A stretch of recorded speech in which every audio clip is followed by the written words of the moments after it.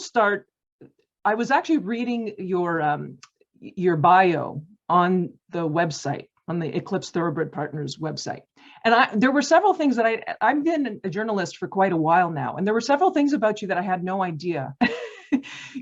You've accomplished a lot. That may be a good thing. Maybe it's a good thing. You've done a lot in the industry, but also aside from the industry. But maybe just start with the horse racing part of it. How did you get involved in horse racing? Sure. No, I appreciate you having me on. And I just want to piggyback off Gary real quick before we get into it. OwnerView is an incredible resource. And Gary Falter does just an incredible job with the resources that he has at his disposal. So it's an incredible asset for the industry and for owners and prospective owners. And we at Eclipse certainly appreciate it very much. So I just want to thank Gary for his participation and contribution to the industry on a consistent basis. As for your question, I was born into the industry to a certain degree. My grandfather on my dad's side was a racetracker. So my dad grew up around the racetrack itself. And to give you an idea of the type of romance I grew up around, my parents, as their wedding gift to one another, bought themselves their first racehorse. Mm-hmm. So I was born a few years after that, and being an August baby, I found my way to the backside of Del Mar in my mom's knapsack very, very quickly. So it started with a love of the animal, a love of the horse itself, and that's been at the core from the very beginning for me. And I was just really fortunate that I had parents that were involved in the industry in Southern California. They were very friendly with some prominent players in the industry, including Bill Shoemaker and Eddie Delahousse, who I was incredibly lucky to call friends and mentors from a very young age. So from the time I was 5, 6 years old, Shu was taking me to the jocks room with him on race days. And you can only imagine being a tag along with a legend like him at such a young age. I was just a sponge and totally infatuated with it. By the time I was 8, I had pestered enough trainers on the backside of Del Mar during the summers that one trainer here, Jude Feld, gave me a shot, and he said, "I'll tell you what, kid," thinking that this would never happen in a million years. And I called his bluff, but he said, "If you're at my doorstep tomorrow morning at 4:30, I'll take you to the track with me." And from the time I was 8 years old until the time I graduated from law school, I worked every summer, every morning on the backside of the racetrack. I started hustling people, mucking stalls, then you walk hots, then you get to groom. And by the time I was in college and in law school, I was basically an assistant trainer. So I had incredible hands-on experience and wonderful mentors throughout the way. And even though I always wanted horse racing to be my profession, my parents steered me away from that vehemently and said, "You go pave your own path. And when you've carved out your own road and made your own money, you can own your own horses." So I went the law school route and graduated from law school, put together some buddies once I got hired by a firm and was making a few bucks, and put together a little informal partnership, started claiming some horses, had some immediate success with some instant action. It evolved into more buddies thinking that this was easy. And we began to formalize it a little bit more, started to spend a little bit more money on some quality horses, importing horses from Europe and so on and so forth. That took off. And I want to say in 2007, November of 2007, we went to sell a filly of ours at the Night of the Stars at Fasig-Tipton called Val Benny. And I got contacted by Barry Irwin of Team Valor, who was interested in buying the filly. She still had plenty of run left in her. And that led to a conversation between Barry and I, ultimately, as to what it would take for me to leave my law practice. He had just bought out his longtime partner at Team Valor, Jeff Siegel, and he was looking for somebody to run the day-to-day operations. And I was in the right place at the right time. So I left my law practice, went to work for Team Valor as their vice president for 3.5 years, and exited shortly after Animal Kingdom won the Derby in 2011 and started Eclipse. And here we are. Wow. So I have a couple of questions. And again, I can ask whoever has, if anybody has a question, just let me know and unmute yourself and just kind of let me know, and then we'll work you in there. But so did you always know, I was laughing, I don't know if you saw me, but I was smiling with the law school because again, my parents, I had like crazy horse racing notions early on, and my parents were never going to allow me to like just go to the track or to do that. I had to go get formally educated. So I was laughing about that. But did you always know that you were gonna end up making horse racing your full-time profession? I omitted a pretty pertinent caveat to that story, Yeah. which was I thought I was going to be a vet, a racetrack vet. So my freshman year, I actually went to UC Davis, which has an incredible animal sciences program and one of the best vet schools in the country, thinking that I was going to be a racetrack vet. And I quickly realized that 8 years of math and science without much hands-on with horses themselves wasn't going to be my thing. So I made a quick adjustment and ended up transferring to Santa Barbara for various reasons, because I was gonna, go away from the vet direction, also to play soccer in D1 at Santa Barbara, and became a poli-sci major and ultimately on to law school. So to answer your question, yeah, I had an inkling that at some point in my life, horse racing was going to be my full-time gig. It was just a matter of time and the path that I ultimately took to get there. Mm-hmm. Okay. So don't you think at some point the network that you developed as a lawyer really helped you in terms of once you had this racing partnership? You said you got your friends were into it, right? They got involved, but obviously, clearly you had friends that probably a lot of them were at the level where they could afford to get involved, right? Do you know what I mean? Like, so somehow it seemed to help you somehow. Yeah, no doubt. I think there's a few factors that have laid a really solid foundation for the success that Eclipse has seen over the last 10, 11 years.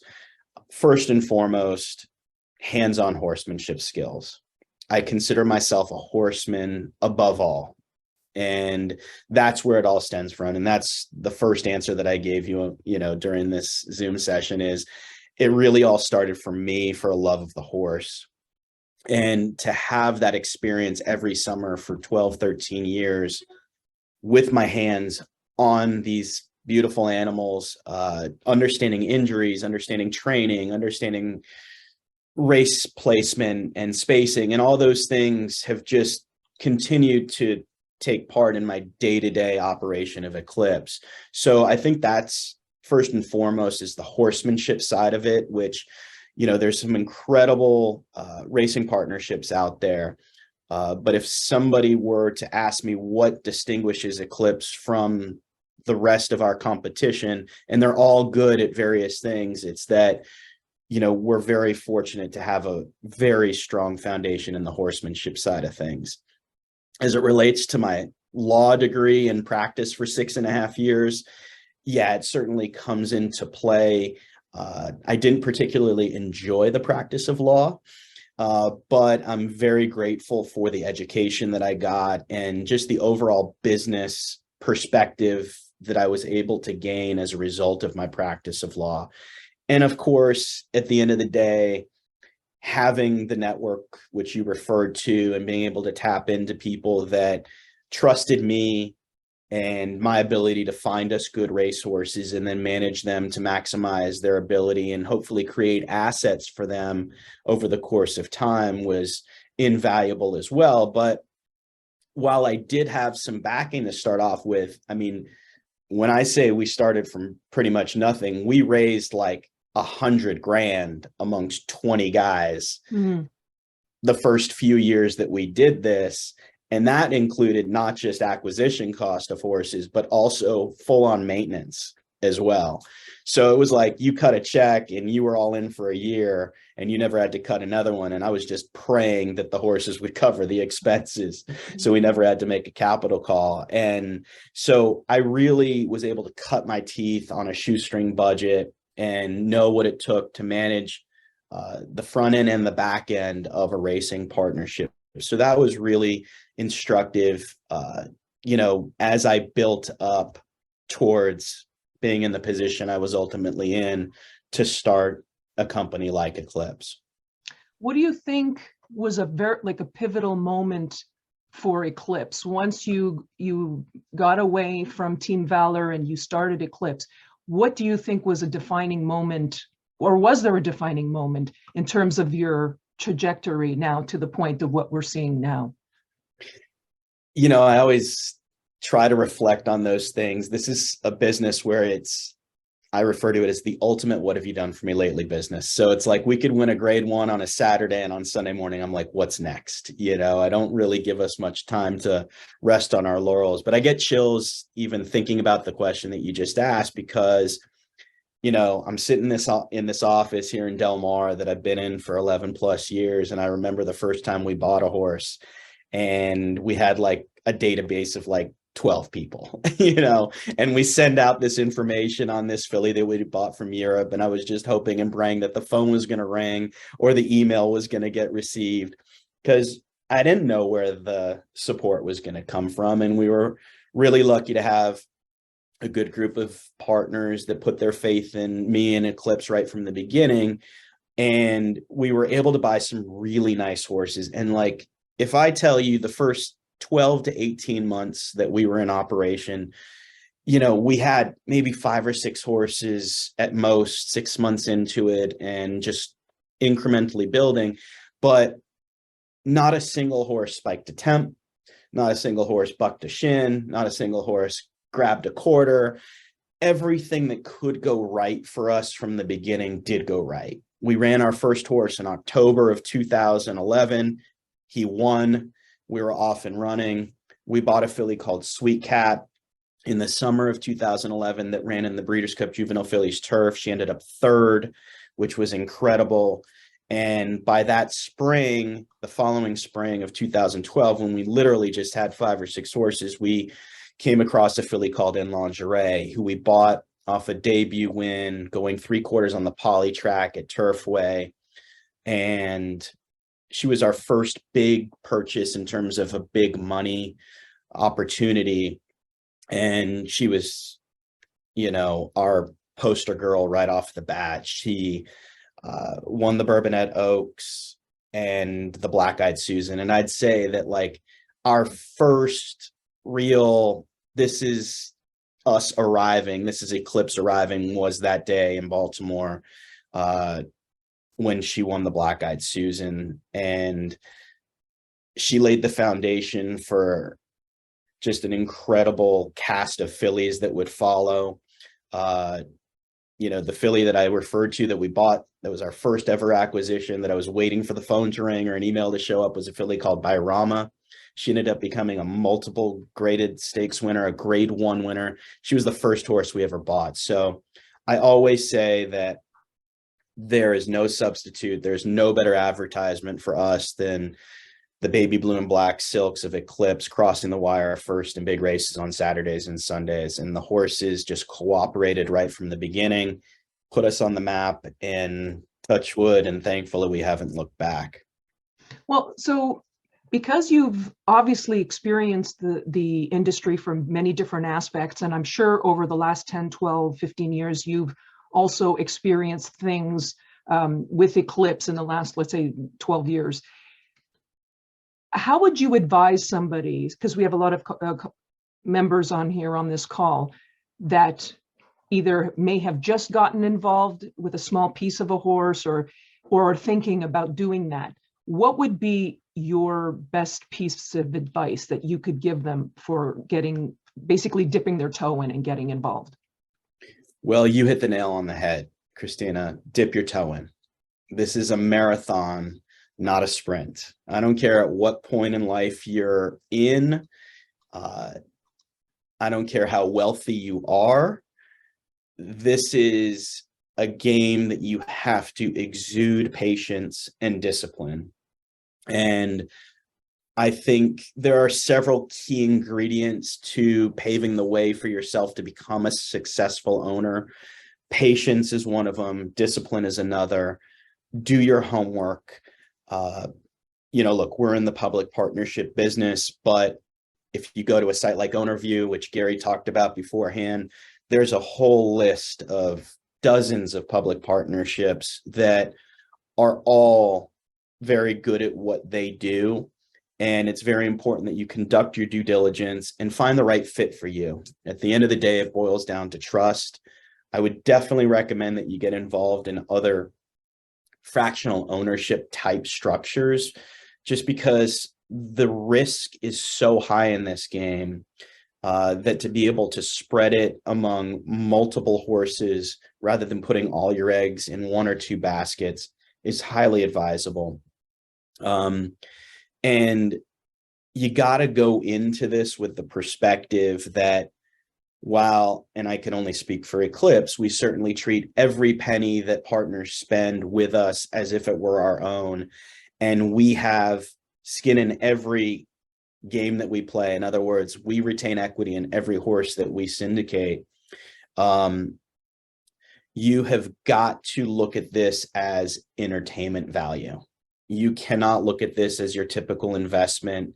You've got to go in knowing that you're going to cut a check and you're going to keep cutting checks. And you might as well just forget about that money, because you must go in with a perspective that you're never going to see a penny come back. Now, I know that's a brutal truth. It's a harsh truth, but it is the truth. Now, do we take a lot of pride in making sure that we create assets for our partners, win races, earn purse money, make our horses productive, and ultimately create a liquidity event for you?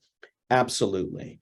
But I think it's foolish, it's naive, and it's dangerous to go in with any other perspective beyond, I really hope that we can have some fun with this. And there are so many ways to deem and define success in the racehorse ownership game. It could be you love to visit your horse on the backside at your trainer's barn. Your kids or your grandkids or your nieces or your nephew like to feed them carrots. You like to go out with your buddies and make a gamble. You like to visit them on the farm. There's a million ways that you can maximize your experience and make the most out of what I'm assuming is a very hard-earned dollar for these people that will be putting their money up to own racehorses or parts of them. So I could go on and on and on about, guidance and steering people in the right direction. But at the core, it's really got to be that initial perspective, what you're in this for, and it cannot be about making money. And then from there, I would highly suggest that you have a passion for the horse, a respect for the horse, and just be patient and stay disciplined. Mm-hmm.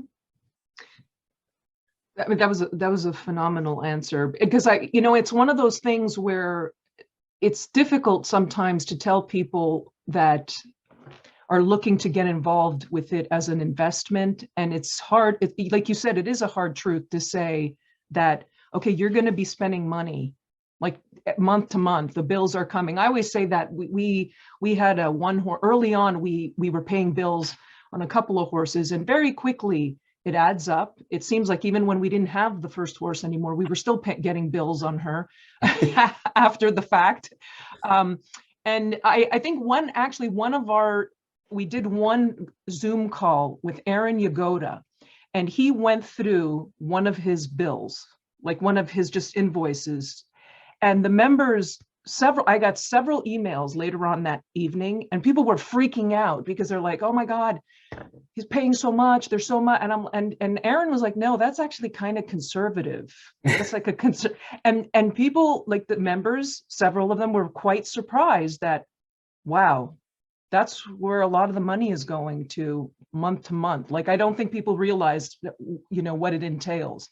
You raise a really important point, which is, and when I say create a budget and be disciplined in that respect, don't just look at it from an acquisition perspective. Now, there are some partnerships, and if we're just talking about partnerships, which I assume is the realm that we're trying to focus on here, there are some partnerships that are all in, your acquisition cost plus, let's say, a year of expenses or beyond.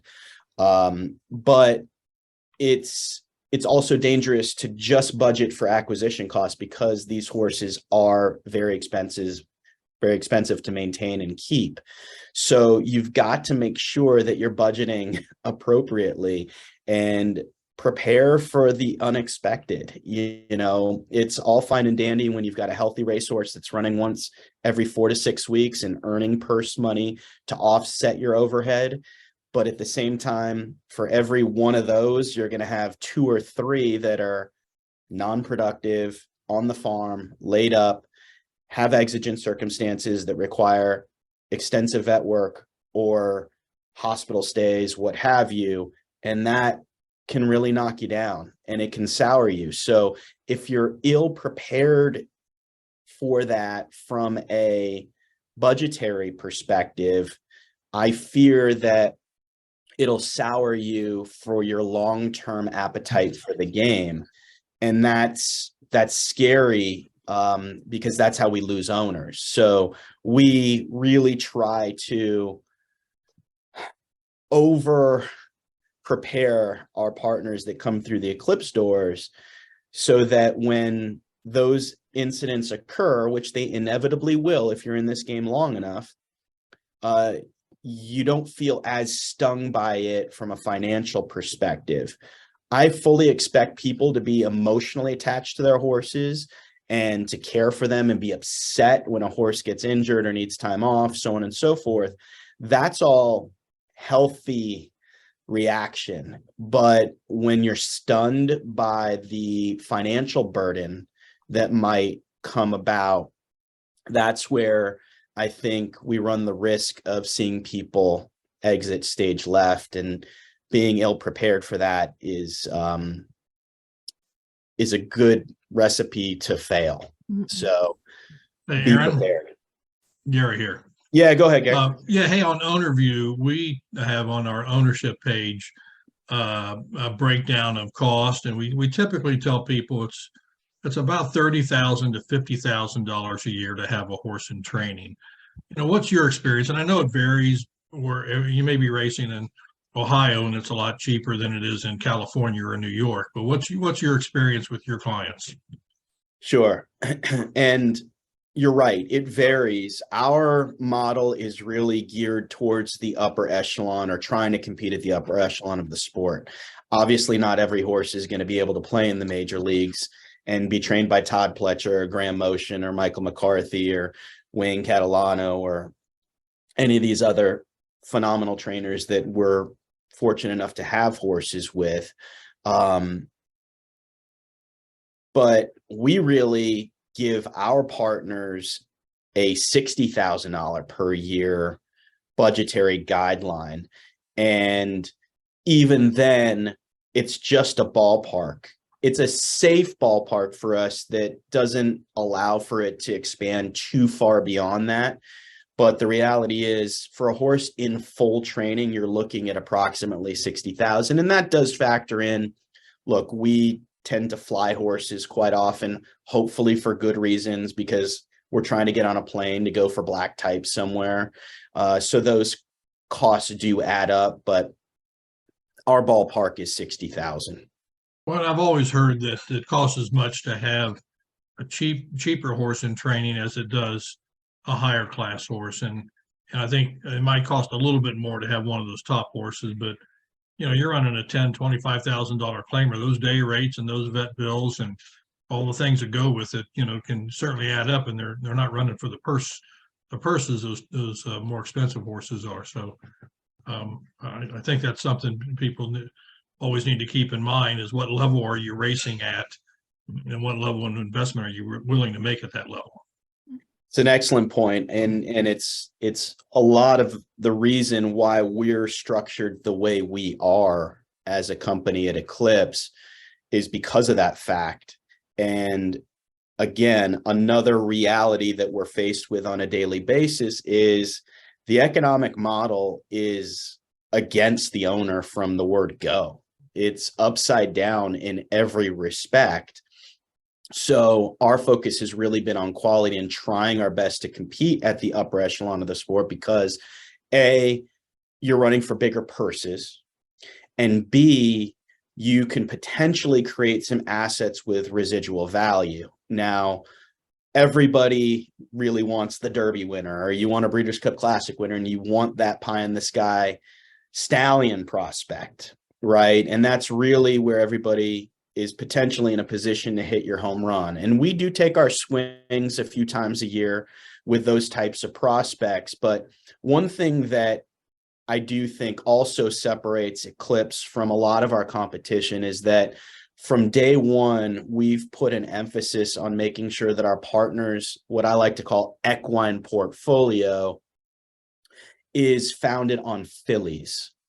And the reason we do that or steer our partners that way, and I feel very proud of the fact that we've earned the right to use the moniker, hashtag Eclipse Fillies, because we've had so many good ones, is that colts are pretty much going to be all or nothing propositions. And when I say that, I mean either you're going to have yourself a grade 1 winner that makes himself a stallion, or you're likely finding them a safe forever home at the end of the day, or they're grinding it out in the claiming ranks, which is fine. It's just not our program.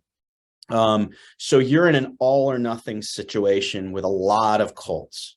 With fillies, while there are some exceptions to this rule, you're always going to have some built-in residual value at the end of the day.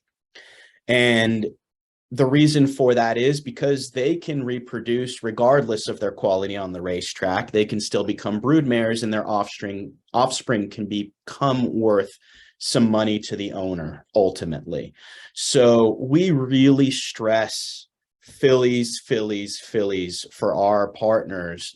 And it's just like any other good investment portfolio. And even though I said a few minutes ago, do not look at this as your typical financial investment, I still think any portfolio you're developing needs to be properly diversified and balanced. And the conservative play, if there is anything of that nature in this game, because it's all inherently exceptionally risky, but in the grand scheme of things, the conservative play is to buy fillies and to have the bulk or the majority of your equine portfolio based in fillies. And then if you want to have some more aggressive plays, you can sprinkle around a few colts here and there that might have pie in the sky, pipeline dream, stallion aspirations. I have a question for you, Aron. Just switching gears just a little bit. You have you mentioned several of your trainers, which I adore all of them. I just think they're just like the greatest group of, you mentioned Graham and Todd and Wayne. Just great guys. How did you select them? Did Graham automatically come because obviously you had dealings with him with Animal Kingdom, so maybe that might have, but how did you develop your roster of trainers? How did you go about picking a trainer? Great question. So my years of experience across the country, if not the world at this point, has led me to just some incredible horsemen and women along the way. Really looking for dual purpose individuals to fill those roles. And I consider them to be equally important: horseman, human being. And if you look at the roster of trainers that Eclipse employs throughout the country and the world, I think you're going to find first-class horsemen and first-class human beings. We take a lot of pride in our image and in our brand, and we want to be represented by trainers who oftentimes are the face of our brand, representing our horses and our partners every weekend of the year, hopefully. We want to be proud of the human beings that are behind that. And if you look at guys like Todd and Graham, For example, and I know Len's on this call here somewhere, so I don't want to be rude and omit Mark Cassie, who's a big part of our program too, and falls into that elite category. But we've got some great trainers, Michael McCarthy on the West Coast, Patty Gallagher. But that's really what it boils down to. Eddie D used to tell me all the time, you surround yourself with good people and good things are going to happen. So that's the fundamental basis. Now, I think maybe a little bit deeper part of the question that you're asking is, how do you decide which horses go to which trainers? And it really is a function of trying to prognosticate, trying to get that crystal ball out and determine, okay, what are going to be these horses or this horse's strengths, and which trainer and which jurisdiction will I be able to best maximize those strengths? Not everybody could be a Todd Pletcher and be exceptional at everything. And train every kind of horse on every surface at any distance. He's just a freak of nature. But there are plenty of elite horsemen like the Graham Motions that we use, like the Mark Cassies, like the Michael McCarthys, like the Wayne Catalanos. And I don't want to leave anybody out, but you know, those are sort of the big guys for us that do really, really fantastic jobs making the most of the product that they have at their disposal. And again, it boils down to, is this going to be a turf horse? Is this going to be a dirt horse? Is this an Ontario bred that needs to go up to Toronto and race at Woodbine? Is this a horse that will appreciate synthetic? Is it a little bit more of a fragile horse that requires a little bit more finesse? Is this a more sturdy horse with a better constitution that could get a little bit more aggressive training? So those are all things that go through my mind. And again, a lot of it's trial and error. We're going to be wrong way more often than we're going to be right about just about every facet of this business. So these horses will make you look like a fool more often than not.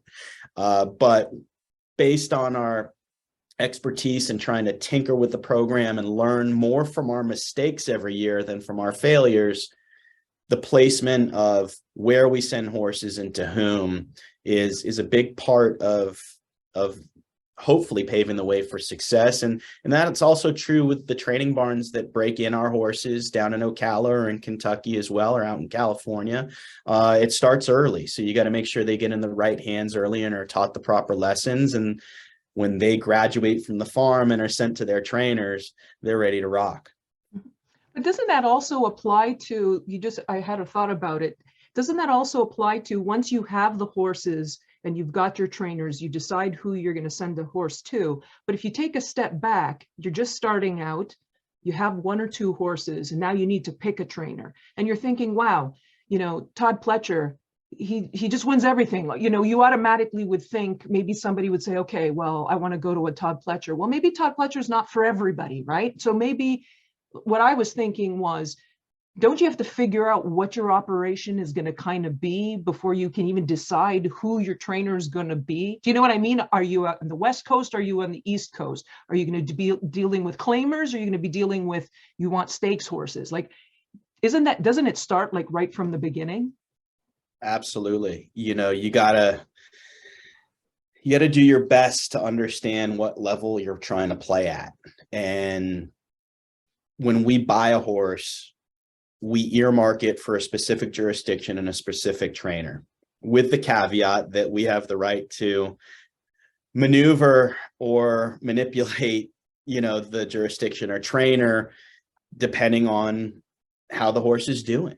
And our owners understand that. And I'm sure there's a bunch of people on here right now that thinking to themselves, okay, well, I'm based in New York, say, for example, I want my horses to run in New York. You know, so you're going to participate in horses that are earmarked for New York, and a trainer like Todd Pletcher or Graham Motion that's going to race in New York.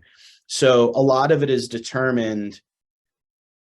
We say where a horse is going into whom before we syndicate the horse. So our partner base can determine for themselves whether this is a prospect that they're interested in or not, knowing geographically and trainer wise where they're going to.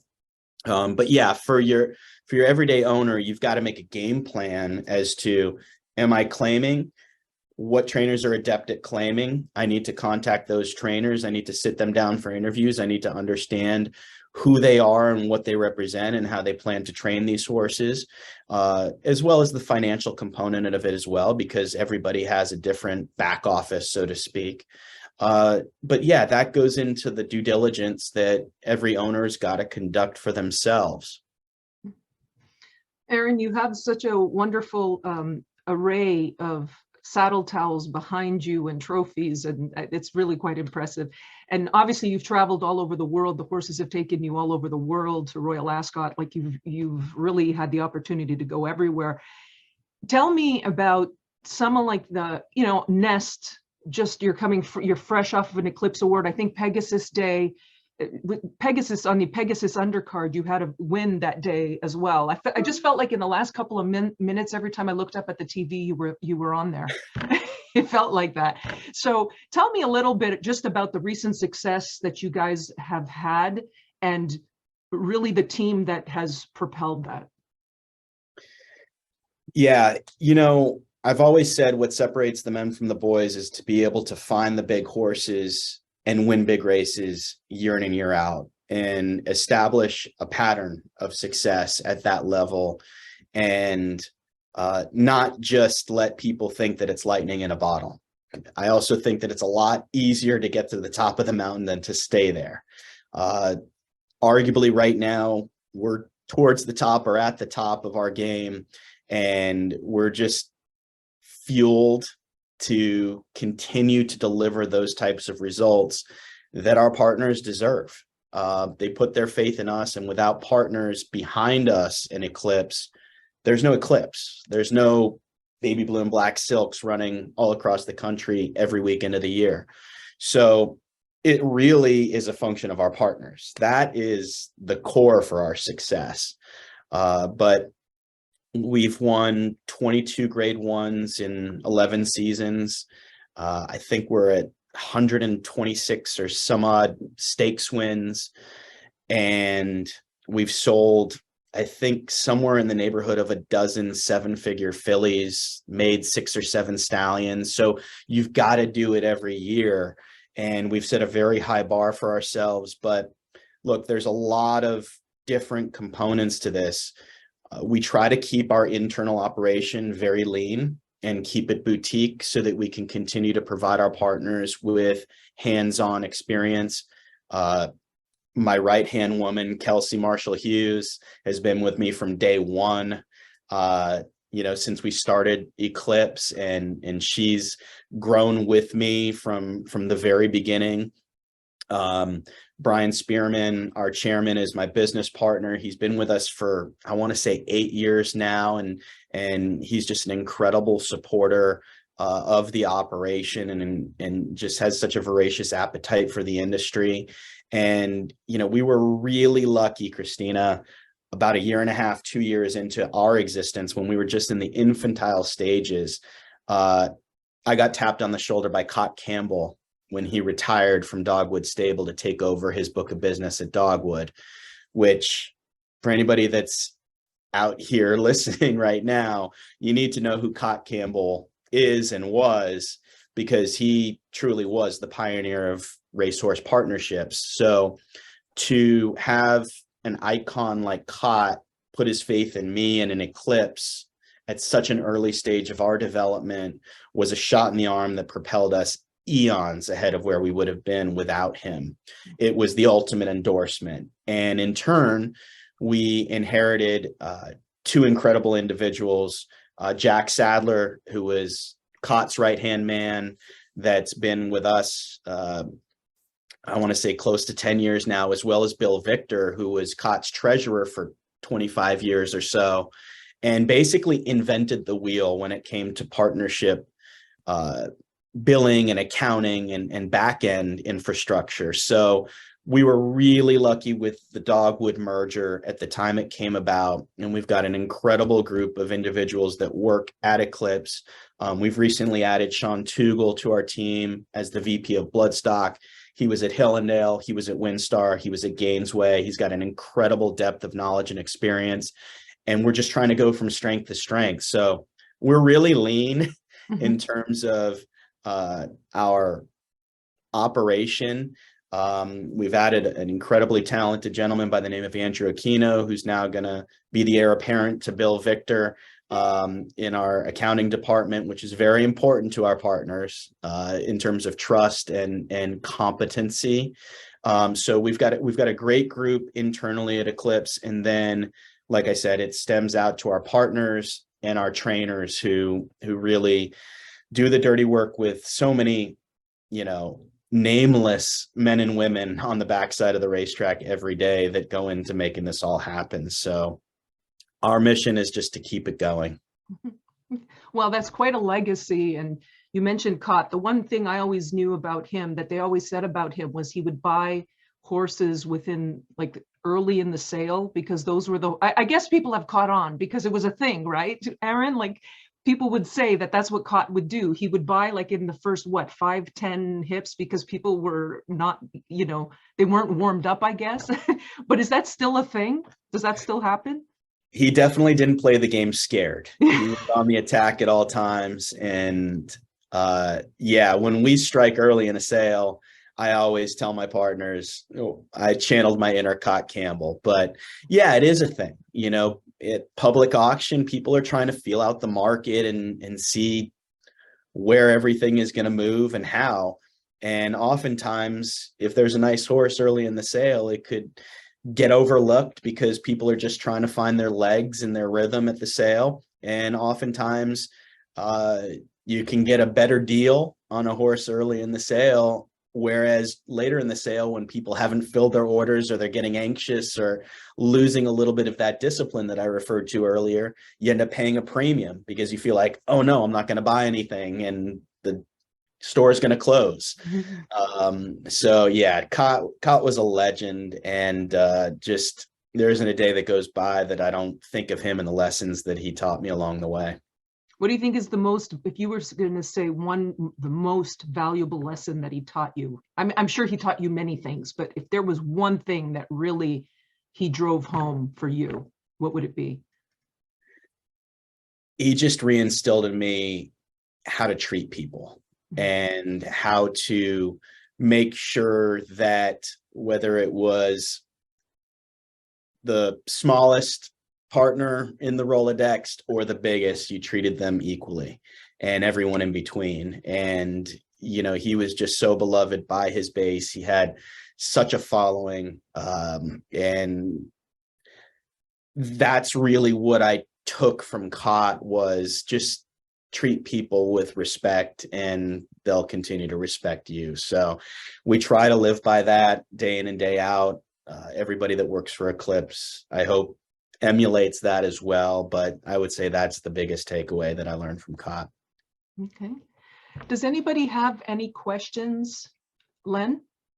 I kind of think this was one of the best sessions we've had over the last several years as far as knowledge and giving people ways to do things. But if I can just summarize a little bit what Aron just said, I think understanding the business is important. Now, whether you have to go back and muck stalls and do things to do it, but at least get in the backside and see what goes on so you can appreciate it. And number two would be the game plan, that whether it's a mutual fund kind of game plan, but you got to spread it. And certainly part of spreading it is being part of some of these partnerships, because you can really get to know things and ask questions that you won't if you just go in and buy it yourself.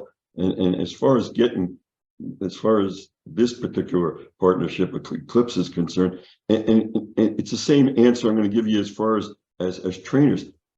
Do go with somebody that you can make telephone calls to, and they'll call you back.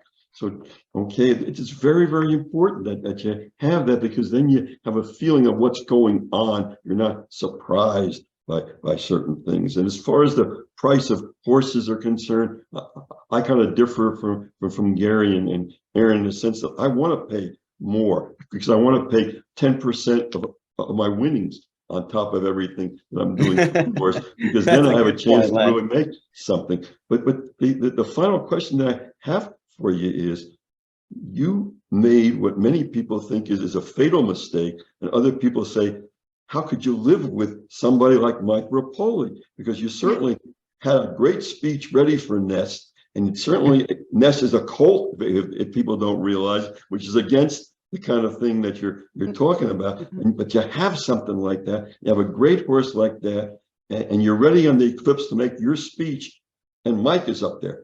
What happens?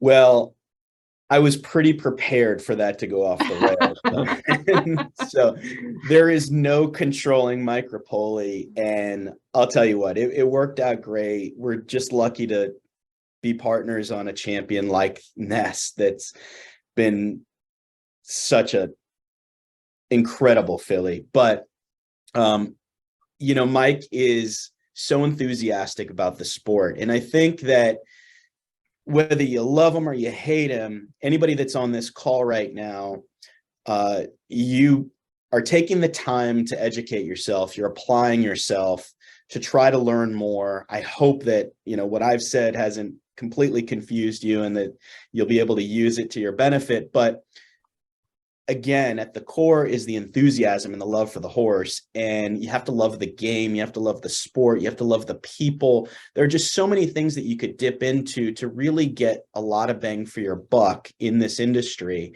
And Mike's got it. You know, it's whether you like his delivery or you don't, the one thing that you know is that this is a guy with a true passion for the sport and a love of it and a love of the people and a love of the animal. And I could tell that if you're on this Zoom tonight and taking the time to do it, you've got that too. So you're going to be just fine. You mentioned, Len, it's funny that you said that because I actually had an opportunity to speak to, I'd met Mike a couple of times before, you know, in my profession, but I had a pretty lengthy conversation with him at Keeneland. I think it was September, and it was so funny. We were talking about kids, and he was saying about employing his nieces and his nephews and how he fired one of his nephews because, and it just made me think like he's really kind of, I don't know how else to express this, but he's kind of a normal guy. Like when we were talking, it was like we're talking about things that you could see he's a self-made guy, that he wants to teach his kids or his daughter, he wants to teach his nephews, like he wants to teach them a work ethic. And he is exuberant and he's funny. He's always making fun of Todd, or he's trying to, you know, he's doing like that. But I found him very accessible, actually. I found him easy to talk to because he seems like a pretty like normal guy to me, although, you know, amplified. In addition to that, he's a first generation guy, and so he really appreciates everything along the line. I've had him at Babson College a number of times, okay, and just really not only about the horses, but everything he goes into this idea of, hey, some kid raised their hands and said, is there such thing as a work-life balance? He says, yeah, for failures. If you're going to be successful in the horse business, he says, I live it, okay? And I live every part of it, kind of thing. And so I think that's really important for everybody on the audience here. Yes, let's have some fun with it. And yes, keep your day job. But make some steps along the way that give you a better chance of winning. So when you are lucky, you can hit the home run sometimes, okay? And that's the greatest part of this whole business. Yeah, definitely. I think, and you know, obviously we have people on this call that have hit that home run, you know, with Len and also with Aron. And but you know, thank you very much, Aron, for joining us. Len is 100% right. Like this has been, it is amongst the most informative sessions that we've had on this call, just because you're so forthright with us. And I don't know if anybody else has a question for any of our guests today, whether it's Aron or whether it's Gary or Len. I don't know if you guys are, you can just unmute yourself and just jump on. Still here. Here's a thought I'd like to leave everyone with. I hear a lot of great advice at the conferences. I remember Kenny McPeak talking about how he advises his clients. And he says, you know, I advise my clients, don't buy into one horse, buy into 4, because one of them can't run. Another one can run, but has nagging injuries. A third one and pay his way and do okay. And the fourth one's a star that helps you forget about the first two. It's true. It's Yeah. true. It is a numbers game. It is, and we've saw it even in our own with the Empire Racing Club. We had each one of what you just said, Gary. We had like 4 horses like that. You know what I mean? Like it's what it is, that's kind of what it is. I don't know if I would say if you're 1 for 4, you're in the Hall of Fame. So I'm still doing pretty good. our cardinal rule is about 1 for 10 and hope that we do a little better than that, but we'll take it for sure. Consistently, if you could do the 1 for 4, you're in the Hall of Fame. No doubt. Yeah. Well, thank you for joining us. Thank you so much, Aron. Again, it's been, we wish you all the best of luck. And again, like it continued. Do you have an update for Nest? What's the plan with her? She just arrived back at Todd Pletcher's barn at Palm Beach Downs over the weekend. Okay. And had a little break after the Breeders' Cup, enjoyed herself. And hopefully she's coming back gangbusters with a eye on redemption at the end of the year and get that Breeders' Cup trophy. And I hope we see Wonder Wheel there as a champion 3-year-old filly taking on the olders at Santa Anita in the distaff. Yeah. Do you have a target for her for like in your mind? Is there like a target for her first race back, or you haven't thought that far? Let me tell you, my mind is a scary place to go. It's look, I really live and breathe by the notion that humans don't control horses, horses control humans. And look, we're fortunate with a filly like Nest because there are going to be options for her all over the place when the time is right. If you put a gun to my head right now, I think we're hoping, touch wood, to be able to launch her career or her 4-year-old season either in the Double Dog Dare towards the end of April at Keeneland, or if she's not quite ready, maybe the La Troyenne on Oaks Day at Churchill. So either one of those 2 spots would be comfortable to get her campaign launched. Okay, great. Thank you so much, Aron. Thank you so much. And thank you everybody for joining this call. It's been really a tremendous call. I don't know if anybody else has anything they want to say or add, or just random thoughts. Thank you. Okay. Right. Yeah. I mean, I'm happy to take questions. I've got time. I'm on the West Coast, so it's still early. I'm just getting warmed up here. But I just want to thank Gary for his contribution, as I said earlier on in the call. Len, I mean, he's just a mensch extraordinaire. So, and thank you, Christina. I mean, the Empire Racing Club, these are all great, innovative ideas that can only help, promote the industry and horse ownership. This is the lifeblood of our game, you guys, the owners. So I take it very seriously, trying to be an ambassador for the sport, and anybody on our staff knows that that's the case for them as well, or it better be. So if you are interested in graduating from Empire Racing Club and getting involved in a partnership, or even just going out on your own, if you're ready to make that leap, please feel free to use me as a resource. I mean, you've got an incredible resource in Christina and Len as well. But it's not about you joining Eclipse. It's about trying to get you guys, in the door the right way, and hopefully have a long-term successful racehorse ownership experience. So I encourage you, hit up OwnerView, look at the syndicate tab. There's a long list of them. Do your homework, find the people you trust, and we're happy to be a resource for you as well along the way. Thank you so much, Aron. Really, that means a lot. Thank you very much.